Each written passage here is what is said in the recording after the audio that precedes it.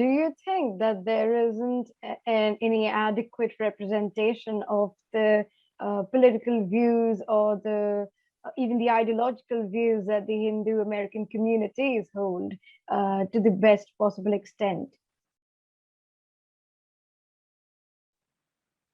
Yeah, I mean, well, that's exactly the thing, right? Like, I don't think that we've articulated that. Like, Okay. if we haven't articulated what those ideological or political commitments are, then we can't complain about not having representation, right? So I think that you have to start on the ground level, right? And Mm-hmm.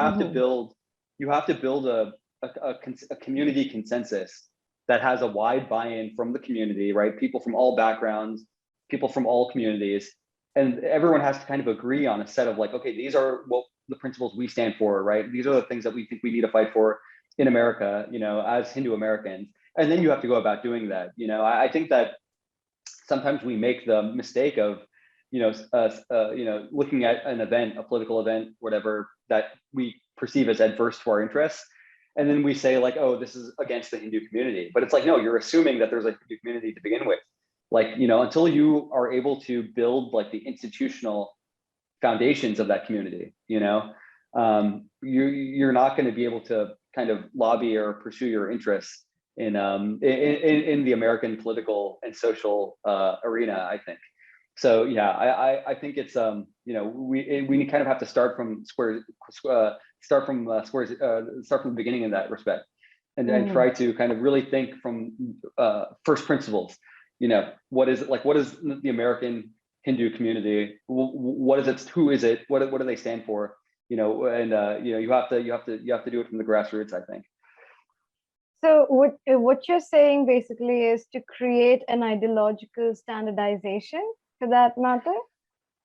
I mean, I think it's a tough. I think that what I will say is I do think that we kind of have a tendency to fetishize the diversity aspect, and I think that that can be a little bit dangerous sometimes. Like, I think that Okay. I don't think you need to have ideological conformity, like, but I do think that you need to kind of At least on some have, issues, we can say. at least on some issues, right? Like, Okay. you have to be able to find a consensus Mm-hmm. on certain issues, right? Like, and that while still allowing, like, I think the most beautiful thing about the Dharmic tradition, right, is the spiritual freedom, right? And this idea of Yes. like, S. Radhakrishna, right, in his Hindu view of life, says a really beautiful thing where he talks about how like the thing that separates the Dharmic or Hindu tradition from Christianity or other religions is that the religious or spiritual experience is its own validation, right? Like, we don't a Mm-hmm. priori say that there's only one legitimate spiritual experience and it can only be achieved through this particular text or through this particular spiritual figure. Like, we look at the spiritual experience as like it's self-validating, right? Like, Yes. regardless of where it comes from, like, it's valuable. So that's a very beautiful thing, and we should not compromise it. But you have to be able to unite around some sort of core principles, right? Otherwise, it's a very basic thing. It's pragmatic, right? Like, how do you expect to, you can't achieve any political goal, political objective anywhere unless you're able to marshal people and resources, right, behind a certain action. If you have a room of 1,000 people and each one has a different conception of what is true or what is good, you're not going to be able to engage in any concerted political action, right? So I think that you do have to try and build a consensus, which might require, frankly, yeah, like saying like, okay, like, we know that you guys believe X. These beliefs are not in harmony with our broader goals. So you're out. You're out of the room, right? And then you that's just part of it. Like, you can't build a political movement that doesn't draw a line between what is acceptable and what is not. So I Okay. do think that this is if Hindu Americans want to build a unified identity in America that lobbies for whatever political or social goals, like, you do have to kind of build that consensus. You have to have some sort of shared goals, shared values. So do you think there are efforts being made in this direction? I think that's happening organically, because I think what's happening now is, I think what we're seeing in America is, there's a lot of cultural and political challenges that the community is facing, right? And I think that people are starting to kind of wake up and realize that, like, ultimately, if you don't define yourself, like someone else will define you, right? They'll Yeah. define they'll define you, and they'll define your interests, and they'll do it in a way that's not consistent with what your interests or even what your conception of yourself is.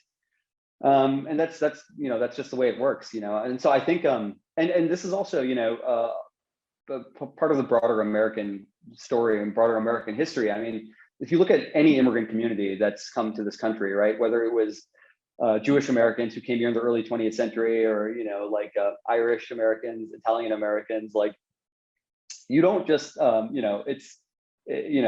think we like to think now that we live in this like enlightened progressive society that like everyone is welcome, you just have to follow certain rules or whatever.